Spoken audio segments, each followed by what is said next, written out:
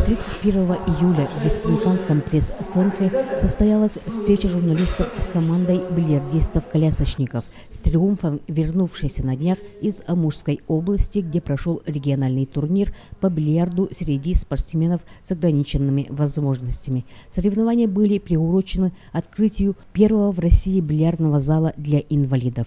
Команда из Якутии заняла второе место, хоть и состояла всего из 4 человек. В личном зачете первое место занял Алексей Григорьев, второе взял Михаил Малардыров. Стоит отметить, что Михаил впервые участвует в спортивных состязаниях такого уровня. Кстати, некоторые наши спортсмены добирались до Благовещенска на собственном транспорте. Это им под силу, ведь они даже машины перегоняют из Дальнего Востока. А сейчас давайте послушаем самих героев. Я хочу сказать, мы приняли участие в открытом дальневосточном турнире среди инвалидов. Наша команда была очень сильной. Перспективные игроки еще появились, как Макаров начали, Михаил Малардыров, Саша Прокопьев, еще один Саша Прокопьев есть. Вот наша сборная команда. Мы будем тренироваться еще на следующем турнире чемпионата России, что состоится в феврале. Надеемся там выиграть тоже хорошие места. Амурская область пытается перехватить у нас инициативу, введя первый в России специализированный бильярдный зал для людей с инвалидностью. Конечно, у нас в Якутске тоже есть доступные достаточно залы. И вообще, конечно, в России, то есть не только в Амурской области, да, где занимаемся людьми с инвалидностью, в той же Москве, Центр досуга, творчества и молодежи. В других городах наверняка тоже есть доступные залы, но Амурская область, конечно, здесь действительно провела хороший пиар. Были приглашены вице-президент Паралимпийского комитета России Лев Селезнев на это мероприятие, депутат Государственной Думы Сергей Поддубный. Благодаря участию таких высоких лиц, конечно же, статус мероприятия поднялся на очень высокий уровень. И пиар, скажем, грамотный, да, организованный пиар, он теперь уже не позволит другим регионам, скажем, завладеть званием первого, да, даже доступного или специализированного бильярдного зала. Теперь это право уже только за Амурским залом. Но я надеюсь, что вообще, конечно, такое мероприятие даст толчок и у нас в Якутии дополнительный.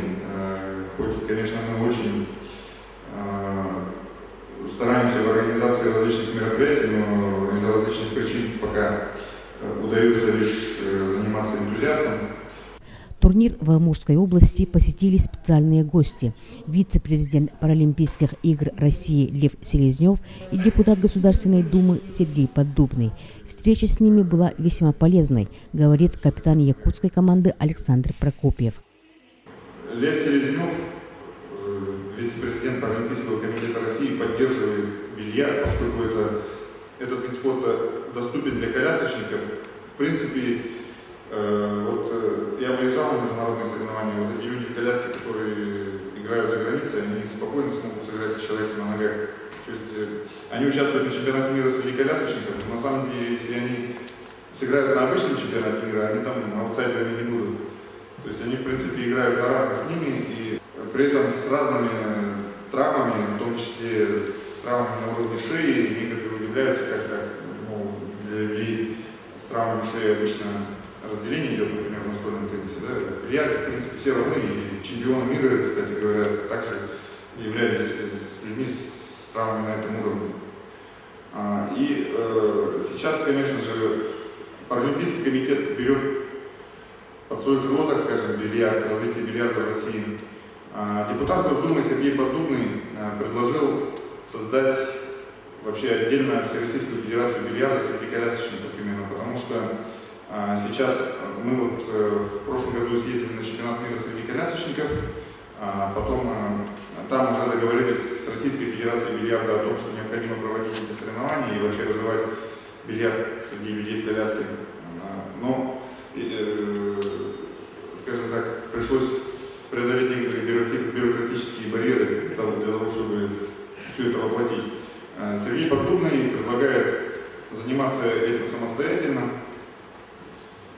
то есть создать собственную федерацию, которая будет уже определять, скажем, давать новые виды спорта. Но для этого, конечно, нужно время. Ну и, как всегда это бывает, без ложки дегтя не обошлось на этом турнире, где принимали участие более 40 спортсменов из 4 регионов Дальневосточного федерального округа. Дело в том, что вы, наверное, заметили, да, я не раз уже повторил, то, что наша команда состояла только из колясочников. Ранее нас не уведомили о том, что командные соревнования будут подводиться по итогам игр в 3 группах. Соответственно, мы себя почувствовали обманутыми. Дело в том, что итоги подвели по итогам среди женщин, среди инвалидов по общим заболеваниям и среди колясочников. И, соответственно, амурчане, хозяева, да, которые в призовых местах практически не были, да, единственное, что... Один только 3-е место. Да, один 3-е место занял. И при этом они занимают 1-е место команды. Потому что они участвовали во всех 3 группах. Ну, это, я считаю, что несправедливо. Вы смотрели репортаж Ларисы Бай.